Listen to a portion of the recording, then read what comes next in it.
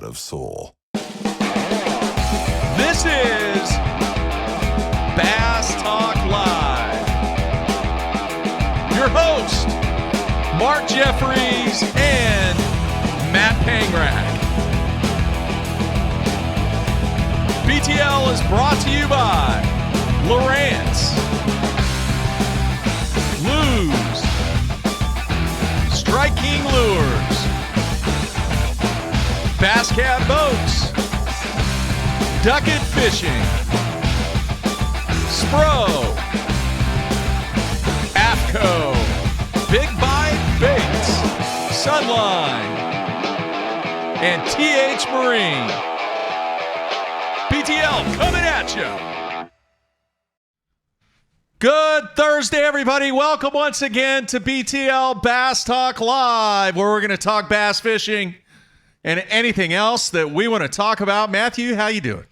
I'm good. I'm watching as the organizations attempt to figure out how to provide content with no tournaments. I have some ideas. Well, they're doing a bunch of stuff. They're doing takeovers with the MLF anglers. So, like, I think today Gerald Spohr is out fishing, and then he's live, and you can watch him. And Bass has done some stuff, and FLW's putting out, the post-tournament stuff from the last event that they had. And then MLF is also pumping the fact that I think there's a couple cups that have not aired yet. So that, I guess, is technically, while months and months old, fresh fishing content for those who want to kind of, detach from the current situation and get lost in a fresh new fishing program. A lot of guys doing live stuff every night. Oh, yeah. Jacob Wheeler, a bunch of different guys going live. So yeah. Have you seen there is a virtual tournament getting ready to take place with Iconelli? No, Iconelli's doing one. I know he's doing that too. The one I saw is I haven't got the details on it. I just saw it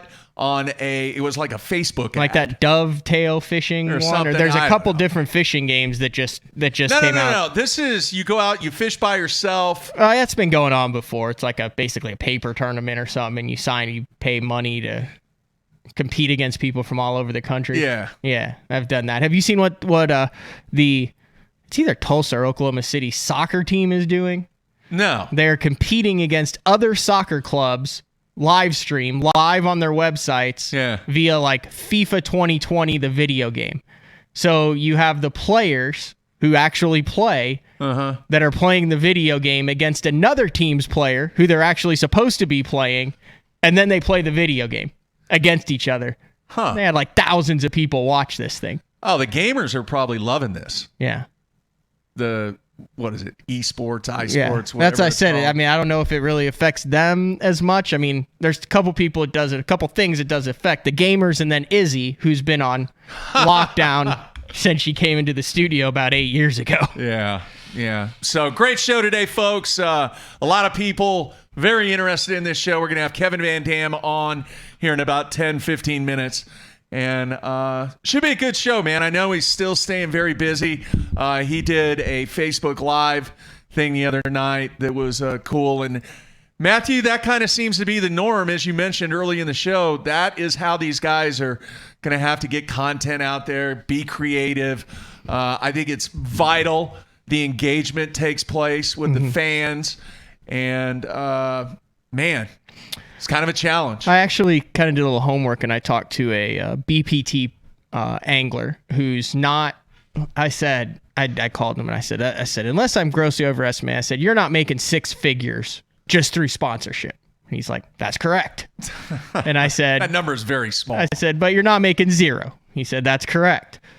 And I said, what has been the feedback that you have gotten from your primarily endemic sponsors about the fact that, you won't be competing in the tournaments and stuff like that? And he brought up an interesting point, talking about how he thinks that this is where you're really going to see the relationship that anglers have with their sponsors, whether it's a very business relationship. Does the check show up? I'm just doing what I have to do to get the money.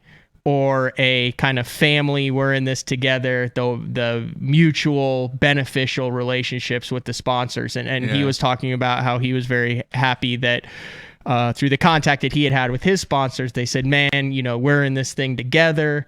Here's some stuff you can do to help. We understand this. We'll continue to pay you. If we can't, it's not like we're going to cut you or anything, because you're an integral part of what you do for us and how we help you. So I thought that was interesting. I hadn't seen it. It's kind of interesting. It'll be interesting to see, it would have to test some of those relationships as some of these companies, struggle, wouldn't you say? Yeah. Yeah. But here's the bottom line, Matthew. There's a lot of goodwill. There's a lot of good intentions out there. But if the revenue's not there, they can't print the money. Now, what they can do, and I know that there are people in the industry already that are going to take, not advantage, but are going to apply all of their financial knowledge to getting this SBA loan program, because what that is offering could really, really help, especially some of these smaller companies. I've kind of dived into it, kind of been looking at it. Yes, it is somewhat complex and complicated, but the key for all those people out there that are small tackle owners, retail store owners, stuff like that, you really need to look into this. And there are experts out there that are dialed in on what to do, on how to get financial relief from the SBA.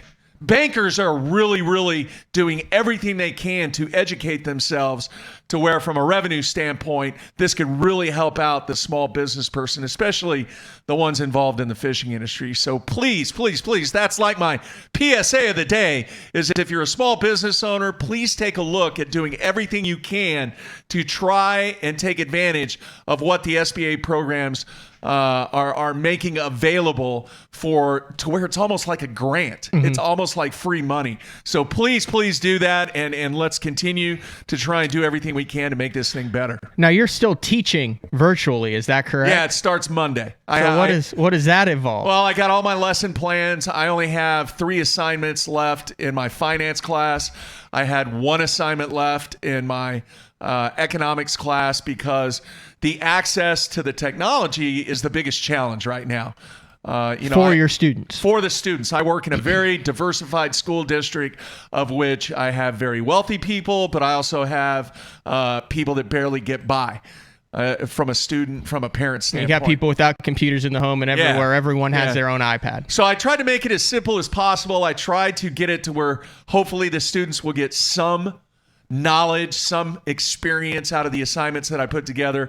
And then for my media class, hey, it's all about watching movies and documentaries and then critiquing. You're a movies teacher, huh? And doing a little, well, that's not what the class is based on, but how you going to teach, adapt and adjust. How are you going to teach kids on how to be part of the media and edit videos and, have presence to do interviews and put together promotional videos and commercials? You can't do that virtually. Yeah. I guess you could, but it's a massive challenge. I understand. So it is what it is. But folks, we're going to get through it. I do want to say this.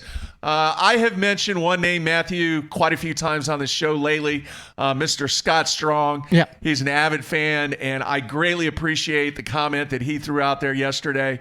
Hey, I understand that sometimes, just like yesterday, dude, I was really pissed off about this LSU coach thing.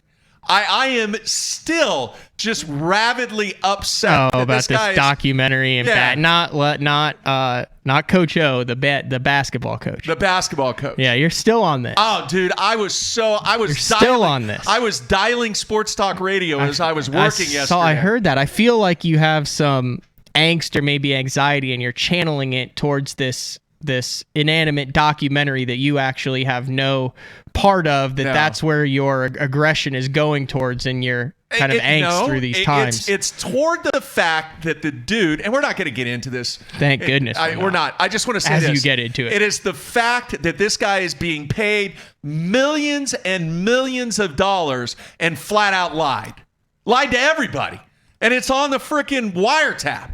So anyway, I was working on that and doing that. Anyway, Scott Strong, man, I greatly appreciate the fact that you are a fan. And if there was any miscommunication through my comments or my words on this show or on YouTube, I apologize for that. All it was is he's giving you a hard time in the comments, Mark. That's what people are supposed to do. Yeah. It's good feedback. I don't usually respond to that. No, I hear you. I got you. That one just caught my attention. In other news, thanks, I did Scott. see out on the FLW site that Larry Nixon said he's hoping to come back by early June. So hopefully we'll have fishing back by then, and then the general will be back on the front deck after, we had him on and he was talking about he wasn't sure at the time when we had him on what he was going to do, that he did need some shoulder surgery, went ahead and had that. So that'd be great to see him back up on the front deck in 2020. Yeah. All right. The other thing is, do you know who this gentleman is? Hang on. I got to pull it up real quick. Sean Hayes. He's our Australian. Yeah. He's a Aussie. He's a fervent listener of the show. Yeah. Truck driver. Yeah. I've talked to him quite a bit. Yeah. Lives about, an hour from where Carl's from. I don't know I think that's what he said. Australian geography like the back of my hand, Mark. Yeah. So. He sent a very, very complimentary email to me last night. It says, I'm just going to read a couple of sentences. The world sure is a crazy place. And at the moment, but one positive thing is I can take in all the extra shows you guys are doing. I absolutely love the Chris Zaldain show today. Those largemouth sound like they're good fun. Obviously, they don't. They are. Yeah. We don't have them over here anyway. I just wanted to touch base. Mate, I think the Sunline Hotline shows are episodes that are one of my favorites, and I would love to be your first international caller. Greatly appreciate the extra shows. Keep up the good work. So I think what we're going to do next week, we will do a Sunline Hotline show. Right now on tap, we have Jared Littner. We have Dean Rojas. We're going to have Brad Hallman in studio. And I think we'll add a Sunline Hotline show. How's that sound, Matthew? That'll work. All right. What else?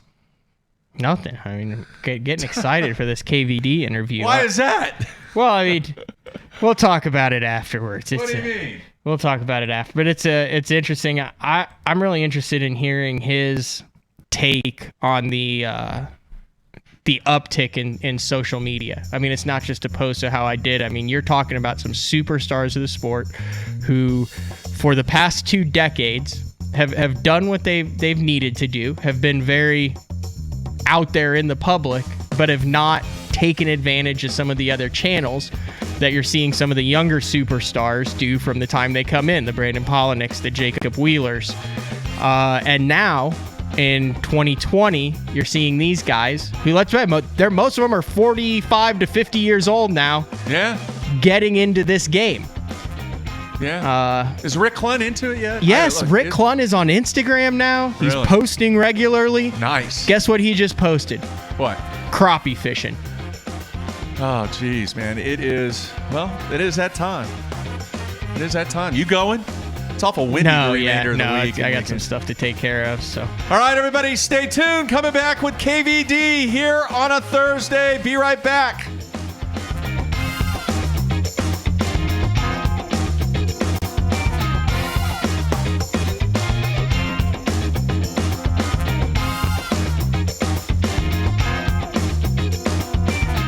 For the best combination of value and performance is over. It ends with Elite TI2. From high-res views of active imaging to mapping in real time with Genesis Live, the high-powered performance of Elite TI2 continues to dominate. And now, wirelessly share sonar waypoints and routes between TI2 displays. Get up to $200 cash back when you purchase a Lowrance Elite TI2 or Hook Reveal display. Visit Lowrance.com/offers for details.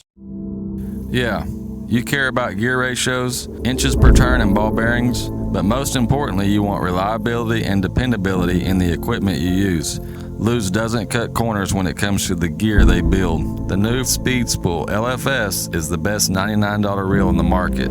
Go see for yourself.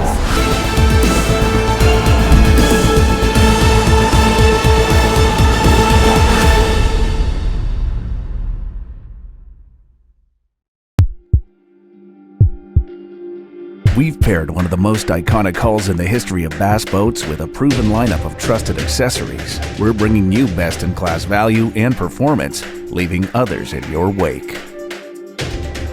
Turnkey value, turnkey performance. The Pantera 2 is an overachiever in the 19-foot category. Once you hit the throttle, you'll feel the rush, and there's no looking back.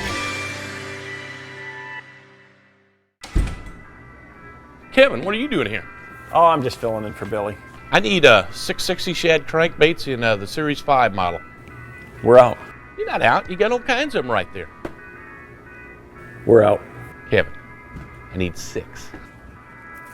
Have a lollipop. I do not want a lollipop. Have a lollipop.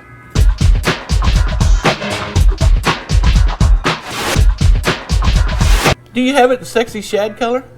At Duckett Fishing, we have assembled the top pros in the country to help us design rods to give you a competitive advantage.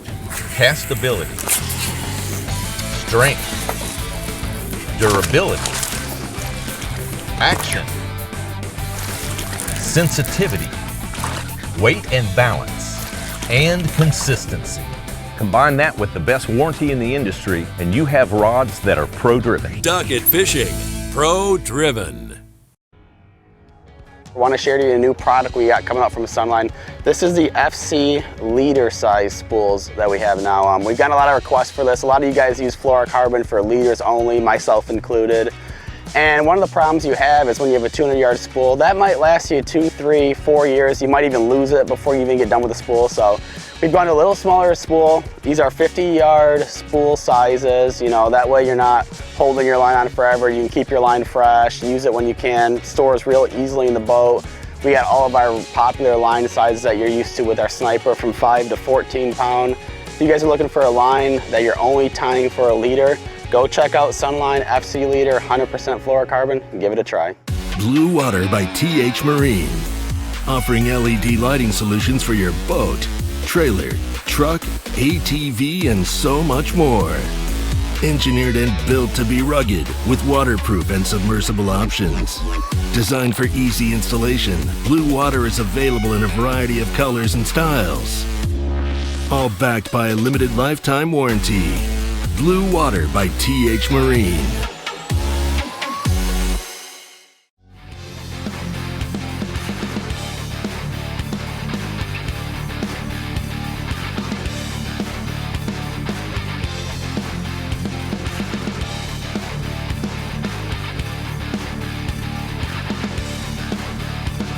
All right, we are back on a Thursday, ready to go to our special guest.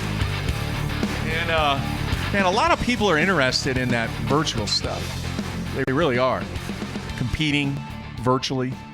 Yeah, like the online tournaments. I know the that. PBA is taking a look at that right now, too, from a bowling perspective. Yeah. A lot of other sports. Well, that would be kind of the same as fishing, though, like with different lane conditions, different on-the-water conditions. I guess it's better than no competition. Yeah. Did you see where Chris stopped on his way home yesterday? Oh, at the Winnie Wood Did he really? Exotic Wildlife see that. Refuge to see if he could get a It's glimpse still of #1 on Netflix, Joe man. Exotic's former Wow. paradise. You think Kevin has seen Tiger King? Does VanDam have any time in his life to binge Netflix? I can't see him sitting still for that long. That's the thing. I don't know, man. I can't see him sitting still through a single episode of anything. 7. We'll ask him. Let's see here. I think he's up. Kevin, you there, man? I am here, and that Tiger King thing is the weirdest stuff. My kids and wife were watching it. I lasted about 5 minutes of that. I told you. You got to get into that, Kevin. That's a perfect representation of everybody in Oklahoma. No, I'm just kidding. Come on, Matt. It's, I mean, do you binge anything? Can you sit down and watch anything? I just can't see you being a Netflix binger. I'm not a big binger. I'm an outdoors guy. You know, I binged yesterday in the woods with my skid steer and a chainsaw, and the boys and I, cutting down, clearing timber and picking up trash and clearing shooting lanes and pulling old gear out, just thinking about hunting season. I can't sit still. Panger, you got me spot on. Told you. So this has just been brutal for you, hasn't it, Kevin?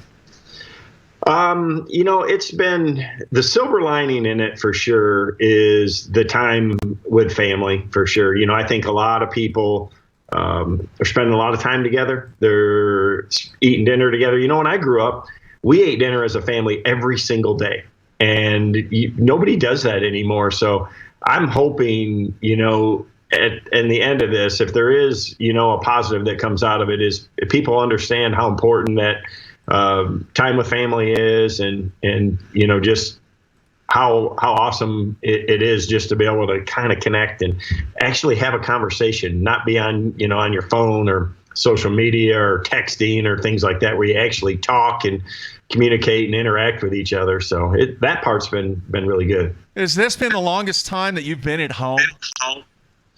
It really has, and it looks like it's even going to be longer. So we're making the most of it. We have done a lot of cleanup, organization. I'll have my tackle prep will be spot on.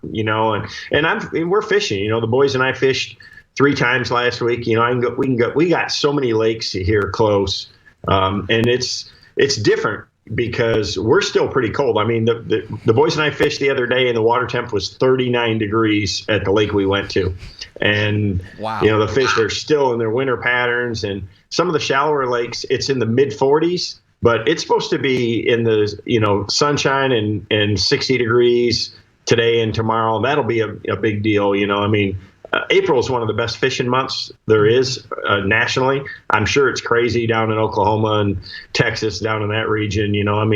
We left Lake Fork and it was just about to bust wide open there. So I can't imagine what people are doing. And I know there's a lot of places closing, boat ramps and things like that. But, bass fishermen aren't the issue. For sure, it's some of these other people. So I hope they don't ruin it for us up here. We have so many different lakes in that it's not like there's one big party lake or one place to go. But gosh dang, if I see it, I'm pulling over there and calling people out if they're being not smart. Because I don't want a few to ruin it for everybody here too. Because that's what's happening. You mentioned that you were doing some organization and stuff. What did Kevin VanDam have that was unorganized? Like, do you have, so everybody's got that box and then it turns into a Rubbermaid tub and it's got baits in it and stuff from cup holders for, I just don't see you having that. Do you have what was the most unorganized part of your tackle? Well, the biggest thing is coming back from Lake Fork after, a pretty busy start to the season. We went from Eufaula to Okeechobee to there. And I kind of had stuff packed in my truck and I had all my Florida stuff. You got a bunch of June bug stuff and shallow flipping and punching and stuff. And that stuff back where it goes and went through and totally re-rigged all my equipment for this, 39-degree water, finesse fishing, smallmouth fishing, the stuff I'm going to be doing around home. So it's not like things were a mess, but it gives you extra time for doing things that you normally wouldn't do. I posted a picture in my shop the other day, and people are like, well, where's the clutter? Where's all the tackle and that, and my tackle room was already, that's some of the things I do over Christmas break, and that it's where I get my mind right and get ready for the year. But, I've got a system that just really works well for me. And, it's what I adhere to. I get it. It takes a lot of time to do it right. Just ask Aaron Martins, he'd tell you, but he would be fascinated by my house and my tackle system. I'll guarantee you it would change. It would probably flip him out. All right, I want to let everybody know we're going to talk to Kevin a little bit more, and then we'll take a break, and then we'll get to the instant feedback questions. So I don't want anybody to think that we're trying to avoid those. We'll get to those after the break. All right, Kevin, there was a couple of shows that we did on BTL where I was very, very, let's just say, wondering as a fan and as an angler on some of the situations that took place at the last event that you were involved with at Lake Fork. I pretty much came out and said, look, as a fan and as an angler, I really want to know why you stuck with the jerkbait so long. And some people came after me and said, what the hell are you doing coming after the greatest of all time? And I wasn't coming after you. I was trying to learn from what happened because, quite honestly, I guess obviously I didn't know the story on why you stuck with the jerkbait on day 2 at Lake Fork. So please tell the fans what happened. Well, I only had a camera in the boat at the end of the day, and that's the only time I ever threw a jerkbait at Lake Fork, other than in practice. So let me just break it down, because I guess, from that sense, it's pretty awesome that we got 16 live cameras out, but when you got 40 guys on the water, they're trying to follow the leaders and the stories and that. So you missed a whole lot of my tournament. So just to break it down real fast, my practice, and it goes fast, with 2 days of practice, Lake Forks, it's the time of the year. I know to look for the spawn. I wanted to try to find areas to get away from the pressure. So I spent a lot of time in the upper end of the lake and the backs of hard to get to creeks where you got to go through a lot of timber and stuff like that. And the area down near the dam that had the clearest water, had a lot of pressure. There was a few fish you could see on beds, and I just knew it would get worked over pretty hard. So I tried to look for something different, and I did just for a few hours in practice. I fished a jerkbait on some secondary points, just looking for timber with my 360 mega imaging that was cut off underneath the water. Just trying to find something that nobody else would see or know to fish, or the locals for sure. And I got onto a little pattern where I could catch some really good ones, 3 to 5 pounders on some of these areas. So you'd hit 3 points and not get a bite, and then pull up and catch 2 back to back that were good ones, And so I only did it a little bit. I didn't have a lot of areas, and I knew that those fish were the ones that were staging to pull up into these shallow pockets that everybody was just beating so hard. That's where I was fishing, is right out in front of that. So, that's practice. And my first competition day is I'm in Group B, so I'm the second group.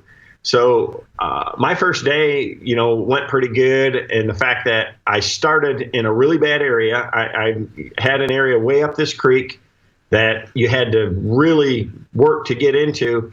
And what I didn't realize is that it was still big enough up in there, and the wind had blown pretty hard the day before. And these little shallow grass mats that I was fishing, and I was throwing a frog and a swim jig in it, they were actually flipped over when I got there. So the wind and it was literally a foot deep at most, and it was chocolate mud, silted, with silt rolling in it. So I spent about 20 or 30 minutes fishing there, never had a bite, and left. Went to another, a small protected pocket that I'd gotten a bite, and there was one little mat, and there was a little bit of grass in the back, and I caught one flipping that mat, and I caught one on a frog in like 6 inches of water in the back, and that tipped me off to what I did the rest of the day. So I fished, super shallow, throwing a frog and flipping a Strike King rodent, with a really light, in less than a foot of water, not sight fishing, but really fishing for bass that were probably set up to spawn, but the water was too dirty to see them. And, I caught 40 pounds. I think I was in the top 10 after the first day, and thought it'd be real good. Well, we got another day off. We got a little bit of a cold front that comes in. That second day rolls around, and late in my first day, in a pocket that I had quite a few bites in, Brent Ayler pulled in there, and I saw on the score tracker, he caught 3 or 4 in there after I went out of it too. So I'm like, man, I know there's a bunch of fish in there. It's got the best habitat. It's got good water depth out in front of it. So we both started there on day 2. And I fished through an hour of that first period, fished the whole thing, punching all the mats, and there was plenty of water still in them, but I could see that the water level had dropped. And Lake Fork's not a power generation lake, and it's not one they fluctuate the water on. So when they opened the spillway there, just because we're getting a lot of rain in the region and forecasted more, it freaked those bass out, and they were just gone. And he was wacky worming super shallow water, and I was punching mats and flipping the grass edge and throwing a frog, and the water temperature dropped a few degrees and that, but I went through there and got a bite on the very last outside corner closest to the main lake, and caught a 4-pounder at the end of the first period. And that's the only bite that I got. And before there's a bunch of fish in there.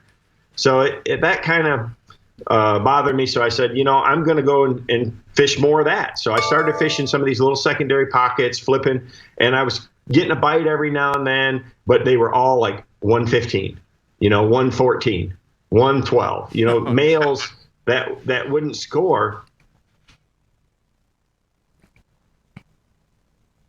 What happened? He froze.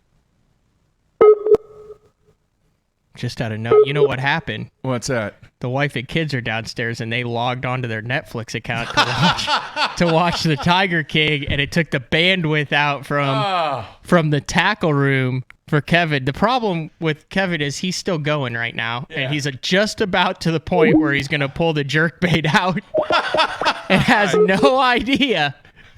Remember back in the day before the phone call, before it would show that you had a dropped call, and you just go for minutes talking, especially like after a tournament, explaining what happened, and then you'd have to call back to the person and be like, all right, where was I? Hey, we talked about this. Even the networks, I mean, there's so much activity going on Skype right now, and many of the other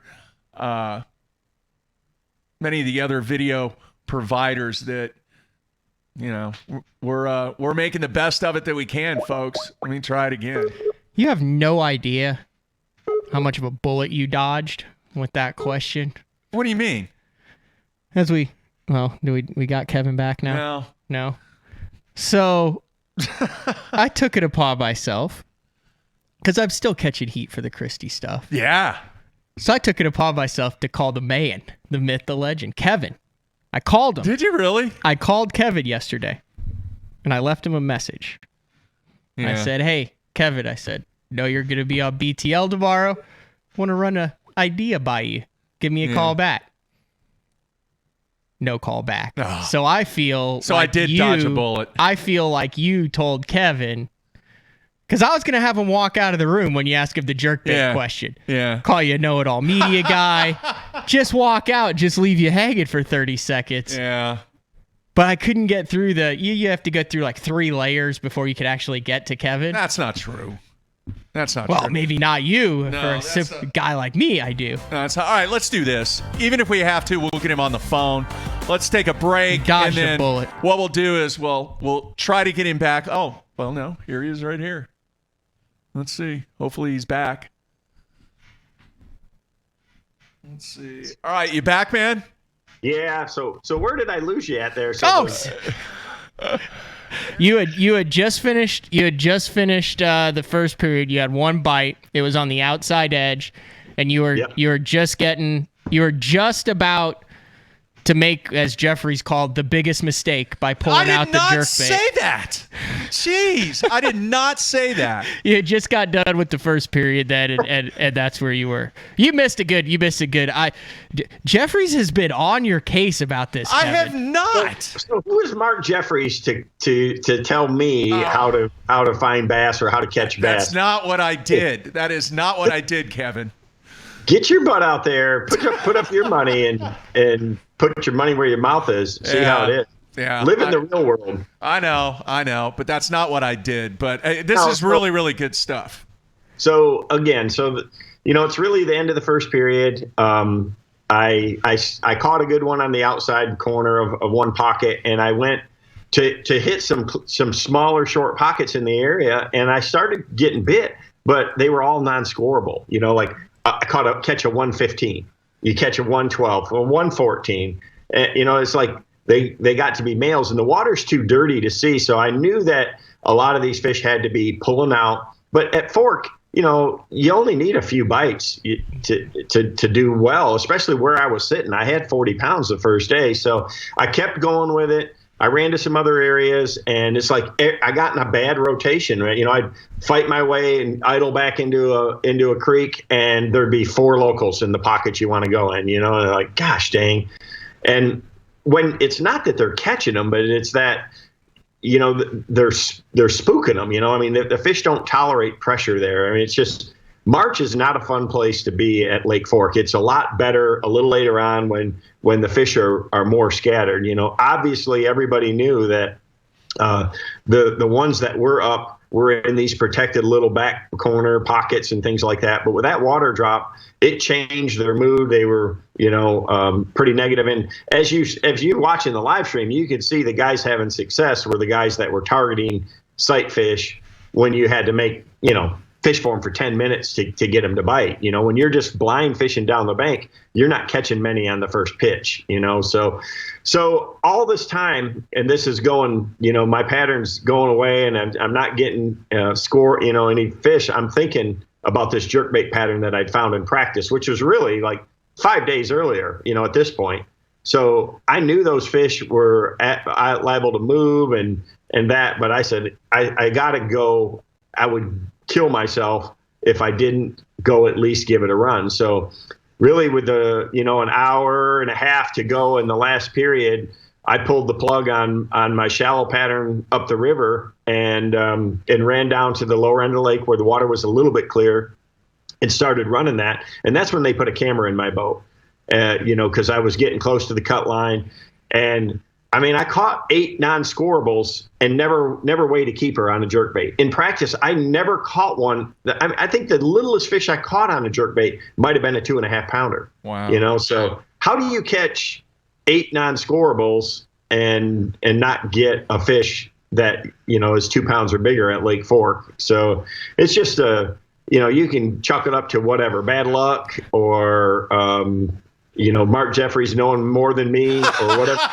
That's not That's true. what I said. I didn't know if that was a rhetorical question, if you were really asking Mark, how do you not catch it, since he's such a jerkbait expert, apparently knows exactly when to pick it up. You're just throwing dirt on me, man. No, but so this brings me to a question. So when we talked about the jerkbait, we went back to that Ross Barnett tournament where you were catching fish on a jerkbait in pad stems, and it just blew everybody's mind. Yeah. Remember that tournament? Yep. Which leads me to believe, can you recall some of the most off-the-wall jerkbait patterns that you've gotten on? Because I would imagine you try it in places and areas that no one else would even consider it. Is there anything that sticks out in your mind besides that Ross Barnett? Well, what I've learned is that if the fish are positioned where they can see it or feel it, the water clarity isn't near as important as, jerkbait's a clear water technique for the most part.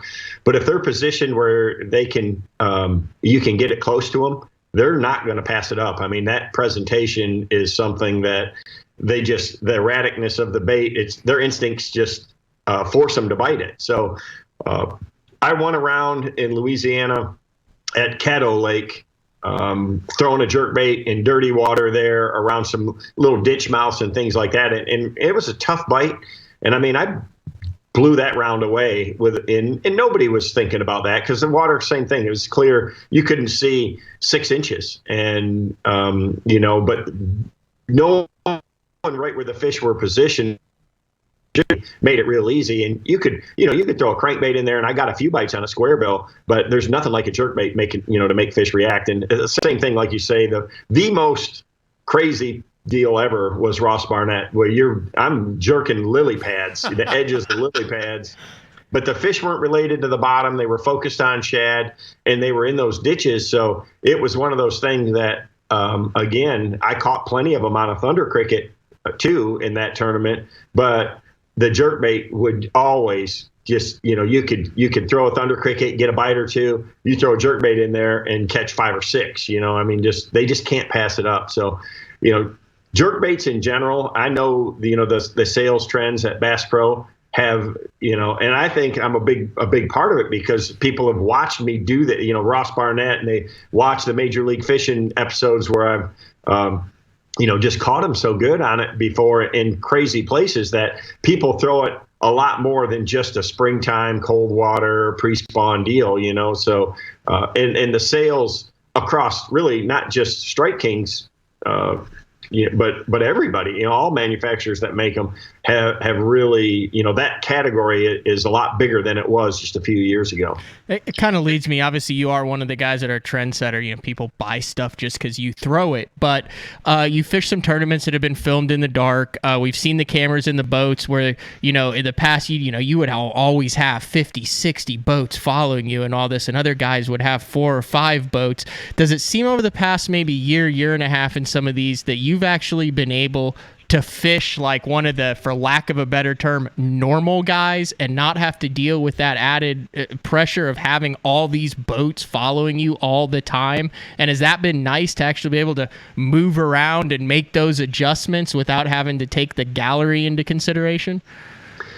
Yeah, it's it is different. There's some of that, but typically now it's pretty much the real hardcore fans, and they're not the ones that are affected by fishing behind you.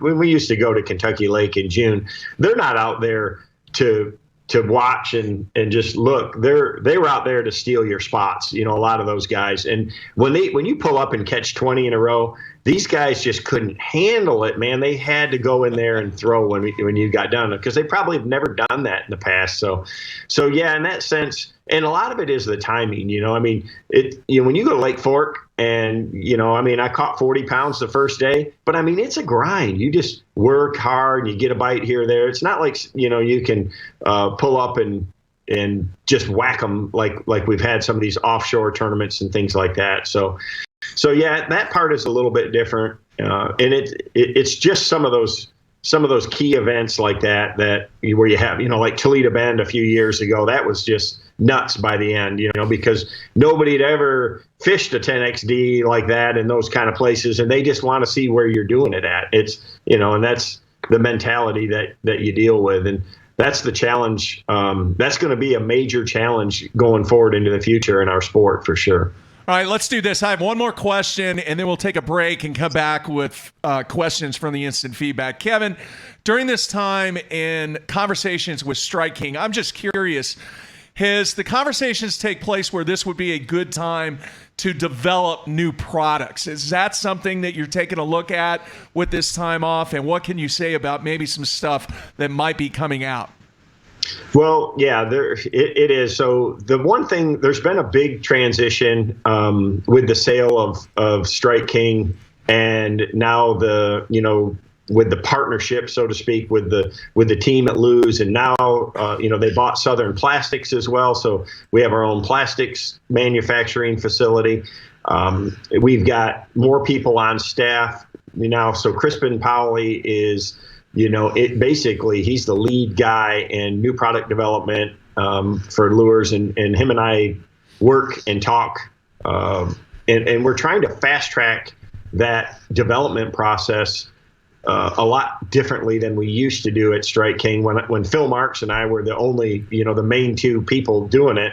So now there's more people involved, but it's Crispin's job every day to track the process of new developments, and we have a lot of things in the hopper. I've got a new jerkbait that will be introducing. That is the plan is ICAST. I've got a new version of we've got some new plastics and things like that. So that hasn't stopped. Matter of fact, Crispin called me last night just with a quick question on this new jerkbait, trying to get the exact running depth. It has been a more of a streamlined process, but what we've done is we've done a big shift in our timeline of new product development. So it's not just to do it just around ICAST.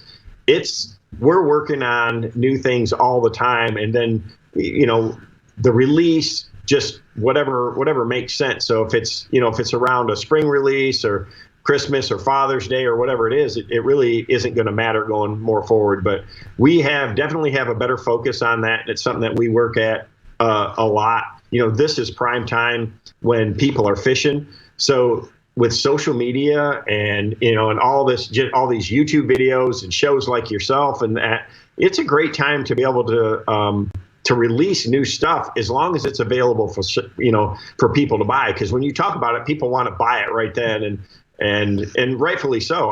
we're all fascinated with new baits, and we're all looking for that magic lure and things like that. So that'll definitely change going forward. I've been working feverishly on a new series of rods and reels for Lew's, a new KVD series, and man, I've been fishing with them, the rods, all season. And we've really got something special coming. We've really worked hard, dug deep, and really kind of beat up on our suppliers to come up with something that's super top-notch quality, but affordable. Won't break the bank. So I've got some stuff that I just am thrilled with. The actions of these rods, the quality of them, the feel. We have really relentlessly looked at every aspect.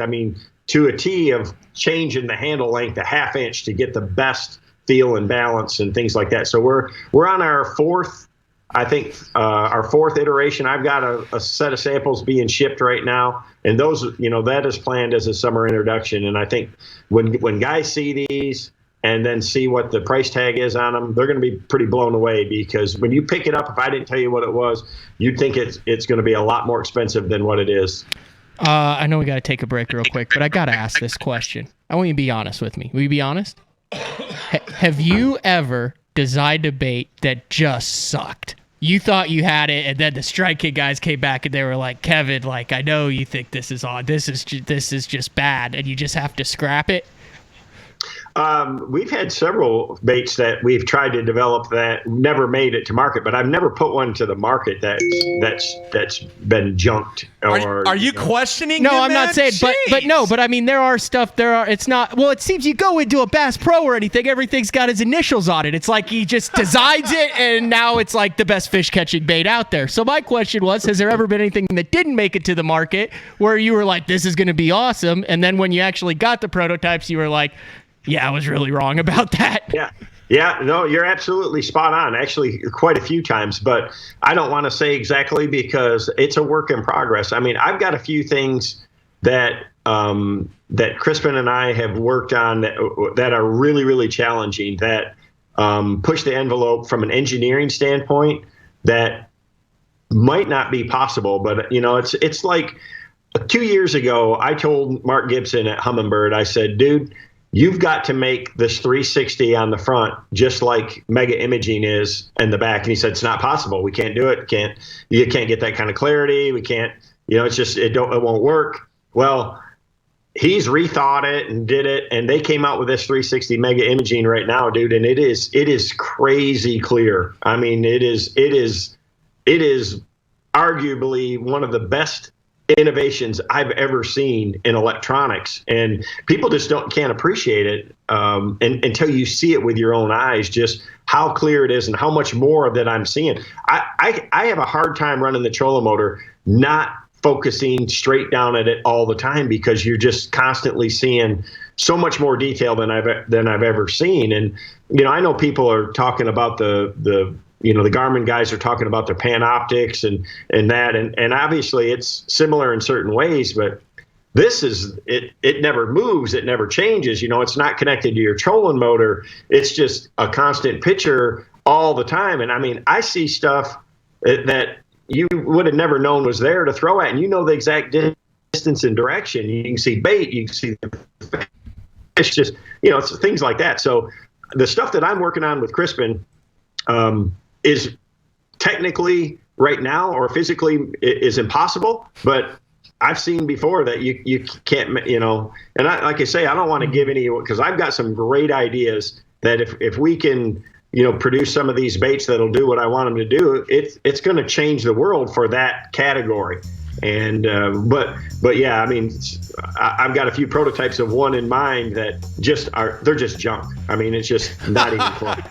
That's a badass answer, though. That's very good. All right, let's do this. Let's take a quick break, couple minutes, and then we'll come back and get to some of the questions on the instant feedback, Kevin. Sounds good. All right.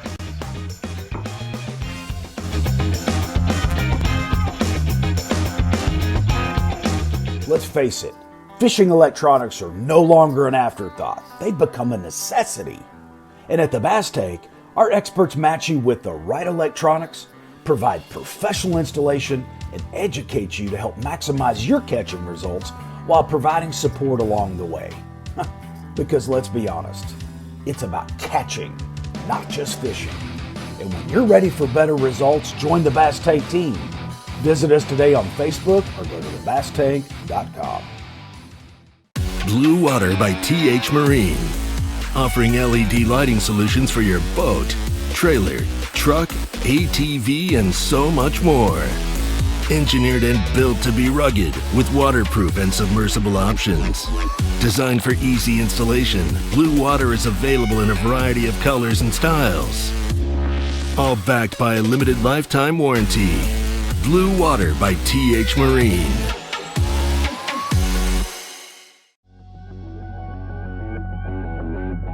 The name SPRO says it all. SPRO stands for Sports Professionals. When you look at the pro staff that SPRO has brought on board over the past 15 years, it's been pretty incredible. I mean, one got it just then. From the development of the rock crawler to the McStick, from the Fat Papa to the Little John series, When you tie a Spro bait on, you know it's been designed by a professional to get the job done.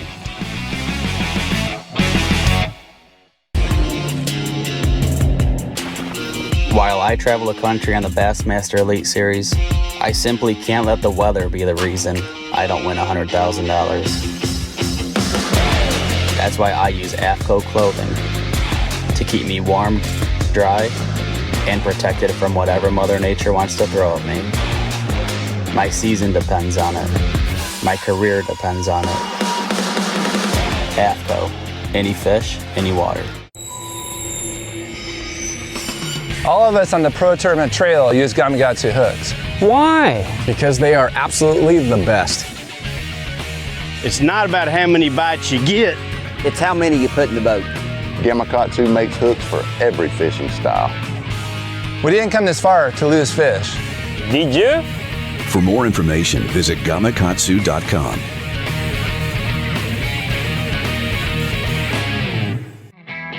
The Big Bite Baits Kamikaze Swim On is a very unique bait, and it's got a full body but with ribs to give it a bigger profile but not more plastic. It's got a jointed tail that gives it a lot of action, as well as this up and down crawl type trail with holes and ribs in it, so it creates a bubble trail almost. This bait is supposed to be fished upside down or vertical like this on a great for a chatterbait. I prefer it on a swim jig as well, but you can also cut it down and put it on the back of a finesse jig. You know, flip it around for some spotted bass or flipping docks. Anytime you want a small, compact, little trailer for it, this is great for it. So check out the full lineup of swim-ons at bigbitebaits.com.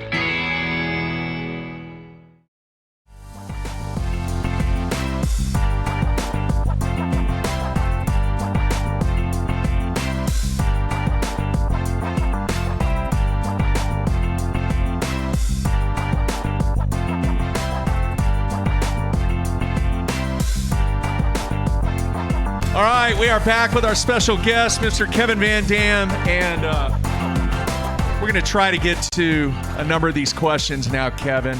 The first question, Andy in Indiana wants to know, do you like the 2-pound minimum now? I really do. For me, I think it fits. I like to target bigger fish, and it forces you to. It's a game changer as a competitor in what you're thinking about. And I mean, it proved out that way, not so much at Eufaula because everything was quality that we were catching there in Fork 2, but at Okeechobee, it really showed itself because you could target little ones there if you wanted to. And nobody wants to see anybody target little fish. We all fish. We all grew up fishing for big ones, whether you like 5 fish or not. People just like to see, us target big fish, and it changes the way you fish, changes the baits you're throwing, your mentality, and I like it a lot. And I just think it's a 180-degree turnaround from what we did last year on the Bass Pro Tour, and the fans have basically proven that. I mean, it is. I think the show is night and day better than it was a year ago. All right, Derek in Ohio wants to know, when it comes to a tube jig, what are the pros and cons of a 90-degree and a 60-degree bend in the hook? Well, it's really more about the fall, and then it's the pull point when you fish it. So in certain scenarios, it probably may not make that much of a difference. But when you're fishing it in grass like we do up here, or scrubbing the bottom, or snapping that tube, it's way better to have a 60-degree eye than it is a 90 for it. You're going to get a lot more line twist with a 90. It totally changes the action when you're snapping that tube underneath the water. So I really rarely throw a 90-degree. The one exception is when you're throwing real light heads. That 90-degree really has a slow spiral down. It can be very effective. I mean, it's great for skipping boat docks in clear water like we do up here. It's good for throwing to isolated targets, almost like you would a stickworm or something like that. But for the vast majority of what I do with a tube, with an open hook, I'm going to use a 60-degree and really a flat eye in a lot of cases too. I like the way it pushes against objects on the bottom, if you're around some rocks or grass or things like that. So, I've got both, and it's kind of splitting hairs, but tubes are still a huge deal. I mean, I carry a lot more than most people. It's such a great bait because you can imitate any type of forage with it. It can be a crawfish, a minnow, you can snap it, you can drag it. There's just a lot of ways to fish a tube. All right, Scott from Indy wants to know best red-eye shad for the Midwest, dirty water temp in the 50s. So I've been fishing a bunch of the new 2-taps. I like that, the variation of the sound. I like a regular, I like a regular red-eye shad, the rattles in it, but I have both tied on. If the water's real dirty, though, it's hard to beat something like the green tomato and that, where it's red and chartreuse. And I still like straight chartreuse, bright colors or dark colors in dirty water, real dark colors. And I think, red is obviously a really good, color so often because crawfish are that way. But even places where the crawfish don't get red, like here in Michigan, they bite it.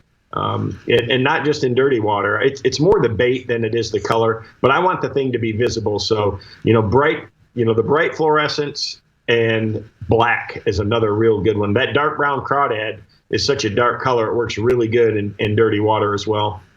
All right, you mentioned earlier you've been fishing. The water temp was 39 degrees. Scott in Virginia wants to know, what are you doing and how are you catching those fish? Well, the best bait for us that day, and you got to understand, I was fishing on a lake that's crystal clear. You can see, 12, 13 feet to the bottom. And all I was doing there to catch them was taking a 325 Rage swimmer, KVD Magic colored, it's natural. That's what our bait fish look like. I mean, they just real natural color like that.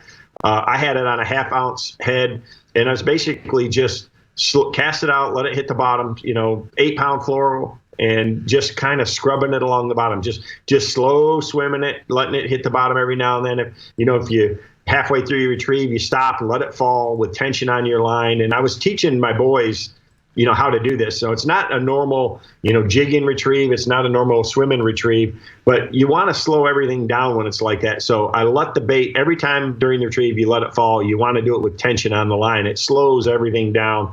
That paddle tail on it just makes it more subtle. And that slow wag, they just bite it. It's just like A-rigs in the South. One of the best things you can put on an Alabama rig is a Rage swimmer in that cold water, because it's just a slower swim on that tail as opposed to other paddle tail swim baits. All right, Steve in Michigan wants to know, do you use split rings on your crankbaits and jerkbaits? I'm assuming he's talking about on the eye to tie. Yeah. Yeah, so I do. You want to put all of ours, Strike King baits now come with an oval split ring. And that's the way to do it. Back in the day, I used to use like a crosslock snap so I could change quickly from one to the other, or change rods. But now I've got plenty of rods, so I tie direct, and I love the oval split ring is a big deal. It's you're never going to have that line slide into the gap, and you want that little bit of freedom to it, especially on your jerkbait. To get the best action. All right, Frank in Michigan wants to know, how important is color when it comes to a jerkbait? It's really important in clear water for sure. You really got to look at the sky conditions and the water clarity to pick those colors. That being said, I've got about 5 or 6 colors that I throw the majority of the time, for that reason. In real clear water, I want something that's translucent. That's where I use one of my favorites, or like a crystal shad if I'm trying to imitate shad. That's not as bright as a sexy shad, and if the water's dirty, it's the exact opposite. I want a chartreuse sexy shad, or blueback herring something, or oysters is probably my favorite stained water color. It's a bone with a blue. It almost glows in that dirty water. So it's just about having something that's real visible yet natural for the conditions. If you're wanting to come up with a new color, how does that work? Are you out on the water? You're going through your stuff. You're like, this doesn't work. You call up Crispin. You say, this is what I'm thinking of. He gives it. How does that work to come out with a new color? Yep. So we do a lot in color development. Over the past few years, we've developed a lot of new things. The River Shiner is a really popular one. I got one right here. Just if you look at that one, there we go. Yeah, there you go. That's a color that we designed, and a lot of people didn't like it, but I've caught a lot of fish on it. I actually won that Major League Fishing Cup in Louisiana on that bait in pretty dirty water. And it's a really popular color now. It's only sold at Bass Pro, but that's one that we came up with, and it really didn't do well at first until I won that tournament on it, and then guys started fishing it. So, we're always looking for subtle things, just like originally the Sexy Shad is probably the greatest, biggest selling color of all time for hard baits. For sure it is. And, we came with different variations. I knew I needed a subtler version. So that's when I developed the Summer Sexy Shad, just a more natural, subdued version of Sexy Shad. The dark brown crawdad, that's another one. It's like, man, there's places that you have to, when you got real dark rocks, we see that in the Great Lakes and obviously at places like Grand Lake, where you want to match the bottom. So that's how we do that. But they also got to catch the eye of fishermen. So, you could probably take the dark brown crawdad and paint it just that base color and catch just as many fish. But by putting all those, detailed crawfish shell lines in there on it, it looks good in the package. And you can't ever catch a bass until you catch the fisherman first. So they got to look good, but they also got to perform in the water. And so that's what we try to do is look at either trends or colors that are regional and come out with them. And just like look at how the Delta Red color has spread from California throughout the whole country, and it takes time. Fishermen have to have confidence. The same thing happened after I won the Classic on that blackback chartreuse square bill. I mean, people were throwing it in Michigan in this crystal clear water and catching fish on it like crazy. And so that blackback chartreuse and Sexy Shad are the two best-selling Strike King crankbait colors, and it's because people saw, that have caught a lot of fish on it, and it gives gives them a little confidence to throw it, and that's what it takes. Is anything you're throwing, you got more confidence in, you're going to be more successful with, because color is probably not near as important to the fish as it is to the fisherman. All right, very cool. Blaine in Arizona wants to know, speaking of color, what about with the Thunder Cricket?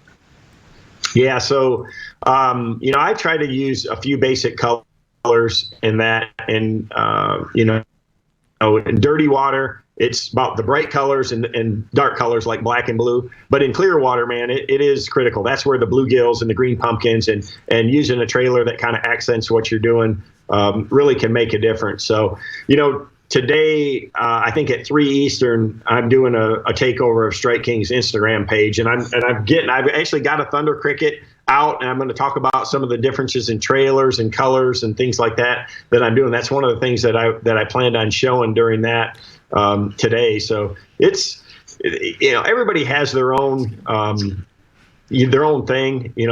That Bass Force app that we went through and created, myself and Jason Christie and Aaron and Edwin, it's all about putting in the conditions into that app, and it gives you our picks for those conditions and the exact lure and color. So that's really taken off and it's probably with people having more time on their hands where they can actually look at it and play at it. But if people are curious about how to choose colors or how I choose colors, all you got to do is download that app. You can get a free trial of it, check it out, and see if it works for you. But it's really spot on. We put a ton of time and energy into this thing. I've got 60 plus hours of computer work inputting conditions and colors and baits and things like that for my picks. So it's legit if you haven't checked it out. Hey, real quick, I know you have a follow-up, but he also wants to know, what's your biggest deer that you've ever shot? I shot a 179 7/8 inch 10-point this year down at the Whoville Ranch in Texas. That's the highest scoring deer that I've ever killed. Here in my tackle room, I've got, if you look over here, I've got a few others, some Kansas deer in that. I think I've got 3 over 170 legit booners that I've killed. too. But that's my other, passion. That's why I told you I spent the day in the woods yesterday messing around with that, my hunting property and that. But I'm infatuated with big deer for sure. But I'm also infatuated with big bass, especially smallmouth. I can't wait to get out there. Cool. We had a 10-minute conversation about this yesterday with no real clear outcome, so it just occurred to me. What are your thoughts on the baby bass pattern, of bait? When is that the go-to color, if ever? You know what? For me, it's really not at all. I've never been onto that program, whether it's the baby bass colored, caffeine shads or crankbaits and things like that. And if you look at a crappie color or a baby bass, they're really similar, and the bass probably can't tell much of the difference. But I've just never been big in it.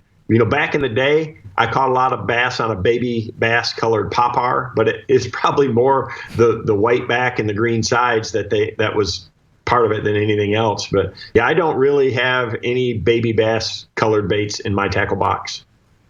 There you go. Very cool. Let's see here. JT in Florida wants to know, do you make any modifications to your jerkbaits out of the package? Is that JT Kenny? Yeah, really. I don't know. No. The only thing that I do on our Strike King jerkbaits is I change the hooks. They come with round bends and the hooks are actually real sharp, but I'm just a fanatic about the KVD Mustad triple grips. I mean, they're stronger, especially big fish. They can't straighten them out. Typically, I mean, I've had a few get bent by some of these giant smallmouth, but when you get one on that, even if he's foul hooked, I've landed so many big bass over the years, hooked in strange places with those hooks that you would never land with a round bend. And it's the design, that if you take a KVD treble and tie a piece of line to the eyelet of it and just put the point of it, one point on your finger and pull straight up, the design of that hook makes it pull straight and penetrate past the barb, and a round bend rotates away. So, I mean, that's the basic engineering concept behind it and why they work so well. But because they're extra strong and they're extra short, it gives you a super wide gap. And I don't miss any, and I lose very few with it. So that's the only thing that I do. And they are a little heavier. So if you're a fanatic about it suspending perfectly in really cold water, especially in certain elevations where, it may change the density of the water to where the bait might sink. You got to watch that. But for the most part, it's really I'm not fishing it that slow anyways, but that's really the only modification that I make. All right, let's see here. Andy in Indiana wants to know, have you ever experimented with jointed square bills? The only jointed bait that I've had a ton of success with is a king shad. And Strike King discontinued it. That and the wake shad, those are really great baits that I've had. I've got a bunch of them. I've hopefully got a lifetime supply. But jointed square bills, jointed minnows, all that typically, and it's probably the older designs. We could build one that would work a lot better now. And I get what he's thinking. It's trying to make something more erratic. But anytime you put a joint in something or you put something extra behind the main body and bill, you're going to add some drag and almost have that parachute effect. So it negates the erraticness of that bait. So, I don't have an engineering background, and like Phil Marks, who I worked with at Strike King, that was his degree, is basically an engineering degree and hydro flow, how air and water moves around objects, and that's really the basis of what we've been able to do in developing like the XD series, the 6XD, which is obviously that's the standard in deep diving plugs. And because he understands that, and as a fisherman and the collaboration we've had, we've been able to come up with some really good things. But that's why I don't go down the path on jointed baits, is because of that. Just like, the longer the tails are on your frog, the less it's going to walk. The shorter the tails, the wider the walk on it. And you put a feather on the back of a sexy dog, it's going to cut down how far the side to side action is on it, because it's like a parachute on the back. A feather doesn't have much drag, but anything you put back there that has some drag, even the hook, is affecting the action a little bit, or it's affecting the width of the swing. All right, Will in Indiana says, this is for Matt. Have you spent any time crappie fishing? He's asking that on my behalf, Kevin. Yeah, Matt. Yeah. You have? That's you, Matt. Have you been crappie fishing? Hell yeah. I fish crappie fish every day. He just knows that I want to ask you about crappie fishing. Yeah. Do you crappie fish? You know what? I do a little bit. We mainly fish for bluegill up here. So my parents live on a lake that's really got them, and it's actually got giant crappie too.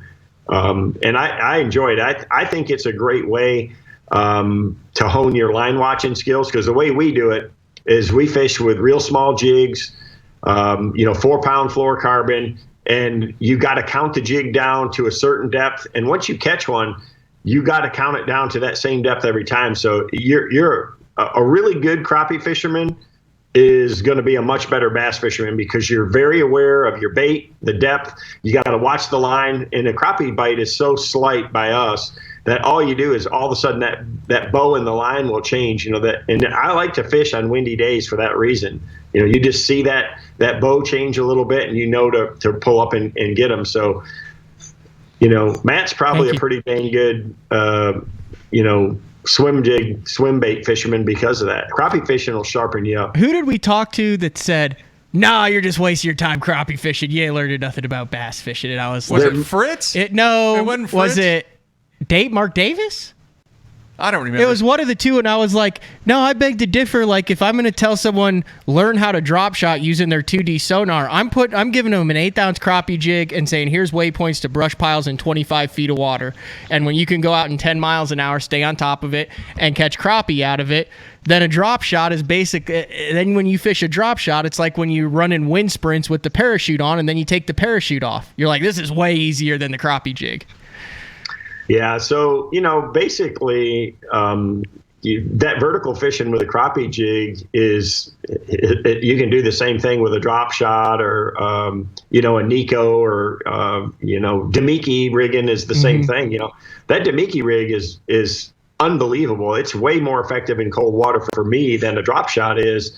And that's crappie fishing 101 right there. Matter of fact, I've caught a bunch of crappie doing that. That baby Z2 that Strike King makes is the baddest Demiki bait ever made. I mean, if you throw anything on that other than that, you're fooling yourself. Another thing that baby Z2 is unbelievable on a Ned rig. That's kind of a secret deal up here. Zona's been blasting them on it, and it's just having that difference in the plastic, the buoyancy that it has with the added salt, where it's almost neutrally buoyant. It totally changes the action over a regular soft plastic bait. So we need to build some tiny Z2, baby Z2s just for crappie snatching. There you have it. All right. A number of people want to know, what are your thoughts about possibly and potentially scheduling the remainder of the events and the postponed events all the way through the months of, October, November, December? I think that's probably, all the leagues got to look at that. And it's not just us. I mean, there's going to be an opening day to Major League Baseball this year. There's going to be, we're not going to give up our sports. And I think fishing is the same way, that we'll find a way to get it in. NASCAR's doing the same thing. They're going to have an accelerated schedule. Hopefully, who knows how this is going to be. It's like nothing any of us have ever seen or lived through. And, obviously, the first and foremost, it's the public health is number one, but number two is our sanity. Fishermen want to fish. I mean, obviously you look right now and, where you're at, you told me that the boat ramps are all full, and the tackle business is pretty good. I talked to my brother this morning, and, he's an independent business owner. He owns DNR Sports here in Kalamazoo. And we normally have a big in-store promotion. It's one of the best that there is for an independent retailer like that. Manufacturers come, and, he's got all his inventory to have this, and they had to cancel it. So they're doing curbside pickup and online sales, and their tackle business is really online. It's really good. I mean, he's got a great shop that has a lot of really good specialty bass tackle. So if anybody's looking for something they can't find, you check out DNR Sports, their website. You can message them if they're looking for something special. And because our fishing season is just kicking off up here, but people want to fish, man. People want to get out there and fish, and there's a lot of accesses. South Carolina, I talked to Davey Height, and South Carolina just got closed, and Florida's closed, and people being dumb is not going to help any of us. And we have to be smart. If you see a group of people out there rafting up, I would go over and call them out, because I don't want to lose the right to be on the water and fish. I'm going to find a way to make it happen. I got a pond in my backyard, but I want to be able to go to the lake and keep sharp. And people, you got to have tackle to do that. You got to have line. People are going to be ready for this stuff. So Bass Pro. There's still a lot of their stores are still open. They're being smart and limiting the number of customers, and obviously going to great lengths to sanitize the stores and things like that. But their online sales are still real good. But this is going to affect and all of us in a big way. Whether and I know there's certain companies, certain industries that are still wide open and going full bore, and it's going to be great. But there's a whole lot of them that aren't. And so we just need to all work through this together. And I'm trying to stay positive. I've been on the forefront of access for all of us. Johnny Morris is a good friend of mine, and he is working diligently with, Congress and Washington, D.C. to fight for all of our rights to our state and federal lands. And that's all these, the majority of the water that most people fish in the country are Corps of Engineers run lakes. And so they all know the importance of it, and they want to keep things open and access open as long as possible. But if people are being just ridiculous, they have no choice but to shut it down. And that's what we've seen in some of these places. So we all got to be smart. We all got to police ourselves and the other people that are out there. It's a different world, and we have to play by those rules. All right. Very good. Dave wants to know, and Matt and I discussed this a little bit. Your MLF career has been solid, really, really good. There has been some challenges from a BPT standpoint, and he wants to know, do you think that your lack of success is attributable to the practice days they get versus just show up and fish? Yeah, I think I'm pretty good at no information, just show up. The total. Like we do in the cup events. I'm pretty quick at being able to figure things out. And the guys that are on the tour are arguably, a really, really, really strong group. So. You give them a couple days practice, they're going to figure things out. And, the 2 pound minimum, I think is helped in that sense, especially for me at my first 2 events, both of those at Okeechobee and at Eufaula. I should have made the final round in both of those. I had the opportunities to do it. And Lake Fork, same thing. I mean, I kicked myself there in a million years. I would have never been able to fish that day 2 in that jerkbait pattern again, and not catch enough scorables to move on to live to fight another day. But it's just it's that tight, and the field is that good from that standpoint.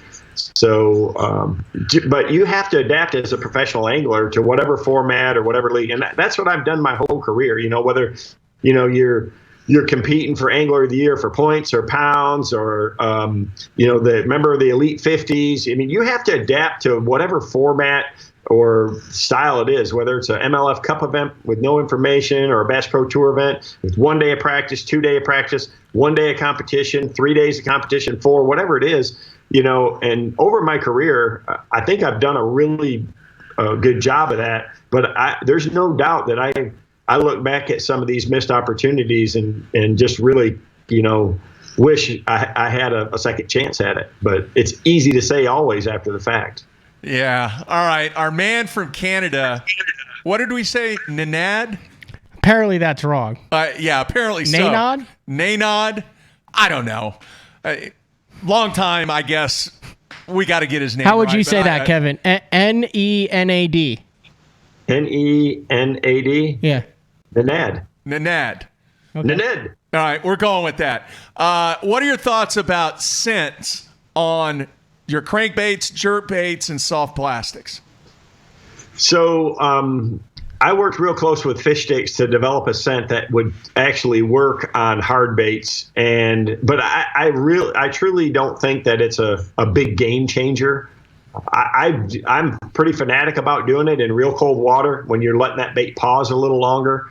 I've seen it before when the fish will come up and nip a jerkbait and not get it, that they'll come back and get it again. And, that scent is one that's basically it's like chapstick. So it's real thick and it's 4 times concentrated.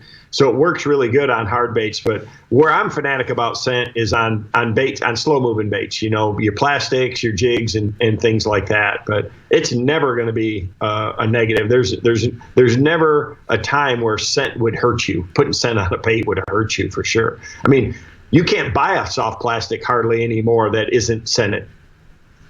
All right, a couple of people have asked, what was it like being interviewed by Skeet Reese?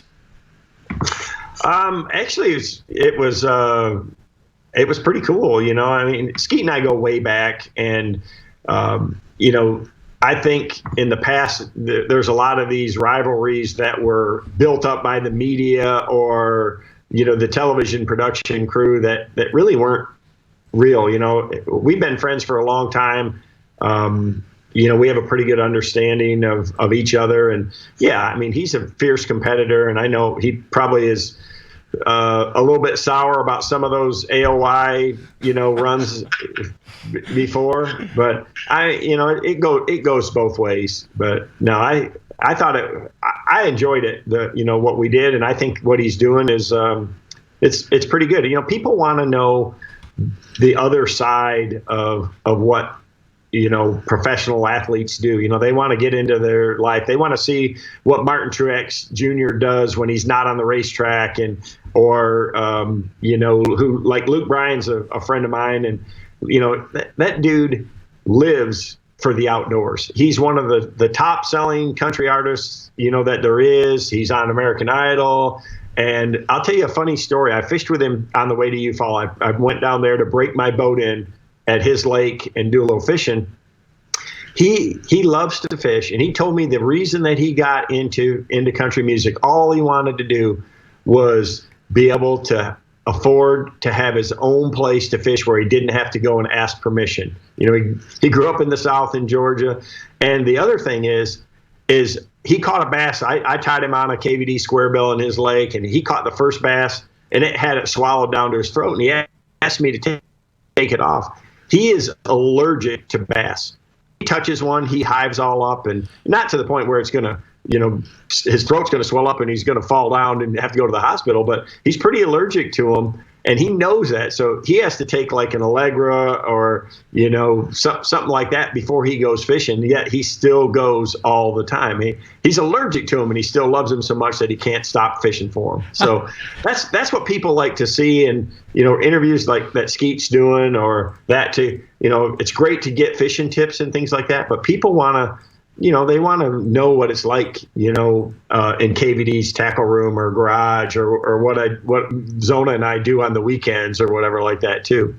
I got a couple buddies that are allergic to fish too. It's apparently not a very rare condition. They don't even catch them. That's how allergic they are to them. They just avoid them altogether. Wow. All right. A couple people want to know, any chance we might see a KVD versus Mark Zona here in a few weeks? Man, I'm up for it.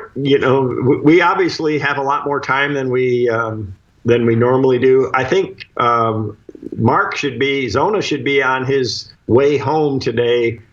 He was in studio, I think, finishing up the classic shows yesterday, taping those. And I talked to him before, and he's pretty concerned about this, but they had to do there. He drove down there straight through, slept in his truck, not stopping at any public place or anything like that, go to the studio, film that, and then just immediately head home. And the main reason is because the fishing's getting to be good, and he saw the weather forecast. So I'm sure that we will be social distancing on the water. We'll coordinate and go to the same lake and things like that. His boys love to fish. Mine do too. I've got to do this Instagram live for Strike King this afternoon.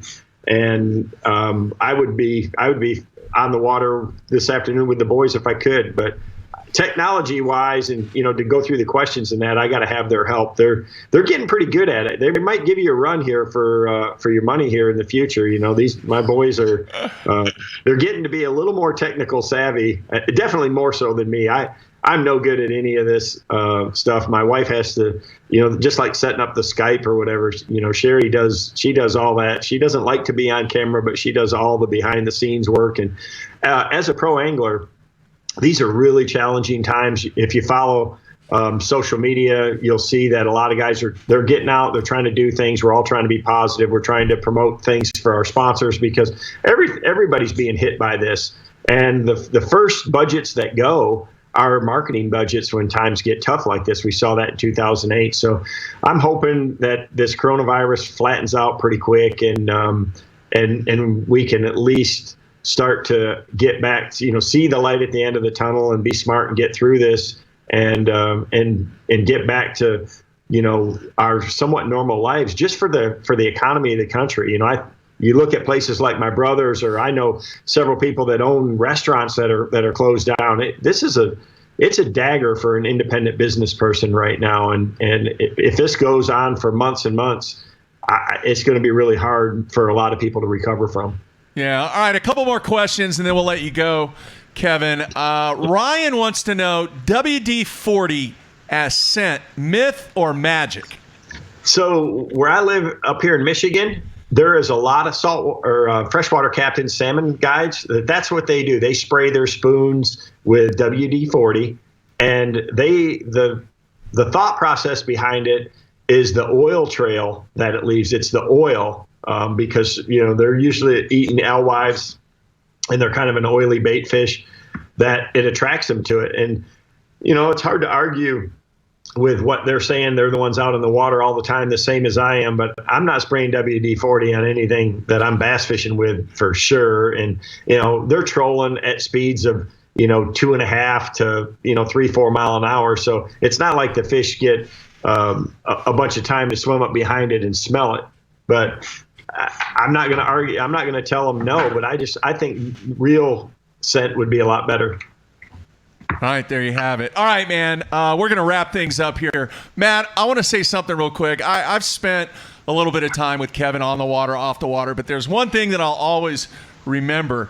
He introduced me to something that I had no idea existed, that I have been addicted to since then, right? And it had nothing to do with fishing. And I don't know if Kevin remembers this, but I went up there to do some filming in Michigan with him, and he said, hey, he goes, do you want a Honeycrisp apple? And I go, what is that?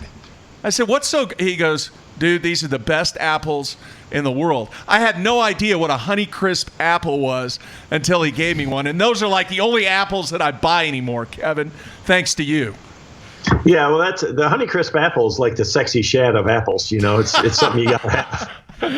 So, no, I appreciate you guys having me on, and that I apologize. I ramble a lot on a lot of these things, but it just, if you watch the news, it gets so political right now, and I just care so much about the outdoors, our industry, our sport, and I don't want to see people lose access or anything like that. So we all need to work hard together to get through this and help people out the best we can, and that's what I'm trying to do. That's what I've been doing. Been doing a lot of live question and answer sessions. I love doing it. If you guys want me on, I'm in anytime, man. All right, very cool. Tell people this afternoon what time on Strike King's Instagram page. It's going to be 3 p.m. Eastern. We're going to discuss a lot of different things. I've got a handful of baits and things that I've already got picked out, some techniques that I like to use, a few little modifications, some rigging techniques of some of my favorite Strike King baits that we're gonna go through on that. And plus, we're gonna answer questions. So we're gonna do that for an hour, and it should be a lot of fun. Again, all these companies right now are, trying to stay in touch with their fans and their customers as best as possible. And, I just love trying to teach people how to catch more bass. And I think that's my one talent, or one thing that I'm good at, is that it's not talking. I obviously ramble a lot and that, but I do have a lot of experience with a lot of those things. So, and I learn from it too. I get a lot of great questions, and it makes me think, about different things, just like the guy asking about the jointed square bill. It gives you ideas too. So I love doing it. All right, very cool, Kevin. Be safe, and tell Sherry thanks for getting this set up, and we'll get you on here in a few weeks on down the road, man.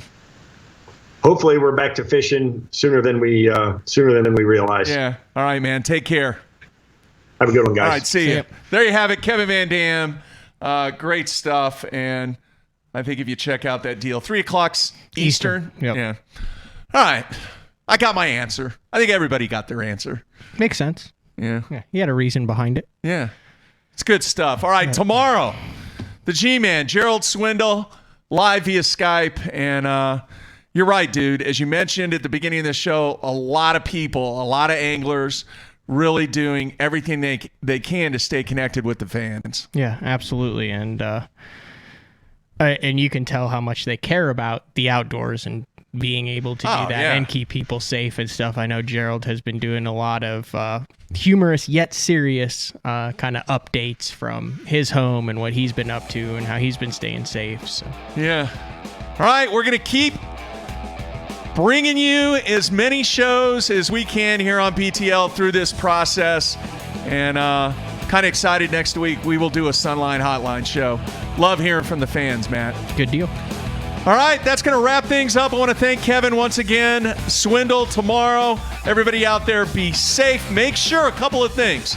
Dang it, I forgot to mention this. If you're watching, you're mentioning it now. No, if you're watching on YouTube, all right, we don't look at the comments on YouTube during the live show. During the live show, we look at them afterwards. So if you want to get your questions in, you have to go to basszone.com, click on the BTL live link, and you will have access to the instant feedback. All right. The other thing is, please make sure you subscribe to us on YouTube.